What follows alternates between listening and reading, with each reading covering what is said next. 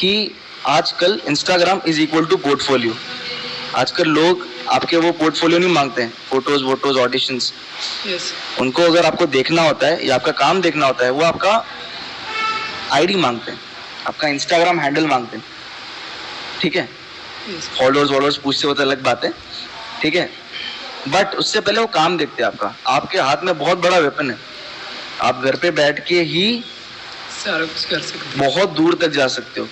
Videos डाल के, through videos लोगों तक कनेक्ट हो सकते हो। कैसा कंटेंट डाल रहे हो तुम, उस पर डिपेंड होता है।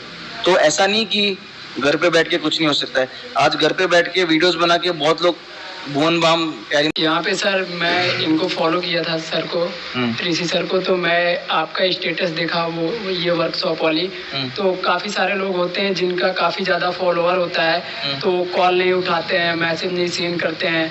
तो मैं सर के पास एक ही बार कॉल किया और सर मेरा कॉल उठाए।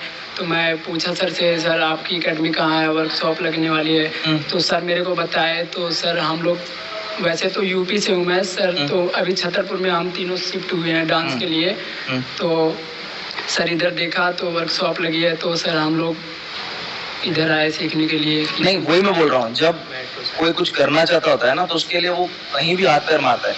तूने लगाया ना फोन, कुछ हुआ ना, तो देख फोन पे मत जा कि फोन कौन सा है तेरे पास, ये देख कि तेरे को कितना जोर से कुछ करना है।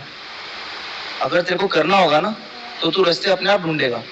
तेरे पापा मम्मी सपोर्ट करते थे? छतरपुर में आया था सर, वैसे तो मैं आया था बिग डांस के लिए सर। यहाँ पे वो क्या बोलते हैं पीडीएसपी चालू हुई है ना, तो उसके लिए आया था। तो हम लोगों के पास काफ़ी ज़्यादा पैसे नहीं थे, तो हम सोचे कि मतलब पहले अभी 3-4 महीने पहले पैसे कमा लेते हैं, फिर डांस स्टार्ट करते हैं। फिर मैंने ये सोचा 3-4 महीने अगर पैसे कमाएंगे तो सर पीडीएसपी निकल जाएगा, हम कैसे करेंगे। तो यही सब सोच के थोड़ा प्रॉब्लम आती है सर। देखो भाई लोग, ये तो एक सही बात, बहुत अच्छी बात निकाली इसने। ये बहुत अच्छी बात निकाली इसने, क्योंकि देखो पैसा सबसे ज्यादा इम्पोर्टेंट नहीं, बट पैसा इम्पोर्टेंट है। मैं अभी बोल रहा हूँ तुमको। तो अगर तुम एक एज में हो सर्टेन, जहाँ पे तुम सर डिपेंडेंट हो गए हो, सबसे पहली बात तुमको ये याद रखना है कि मैंने चुना है ये, तो मुझे टाइम मैनेज करना पड़ेगा।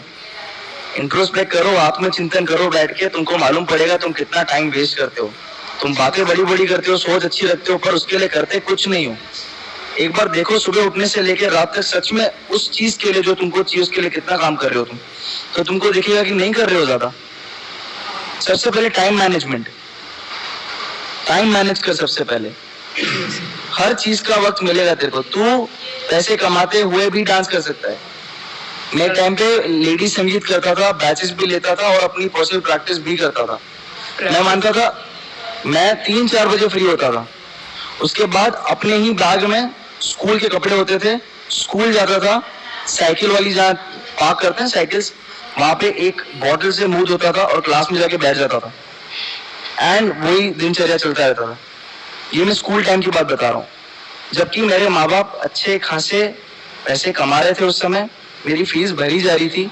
बट मैं 9th क्लास से ही पैसे कमाना शुरू कर दिया था, क्योंकि मैं जानता हूँ कि ये इम्पोर्टेंट है भाई। अगर हम जिस फैमिली में पैदा हुए हैं, हमको 10th के बाद ही इंडिपेंडेंट हो जाना चाहिए। और इंडिपेंडेंट हो जाने का मतलब ये नहीं कि माँ बाप को इंडिपेंडेंट कर दो, उनकी हेल्प करो। जो पैसा कमा रहे हो वो उनको दो, और खुद के लिए भी निकालो, ताकि तुम उनके सामने ऐसा हाथ नहीं फैलाओ। उनको पहली तकलीफ है।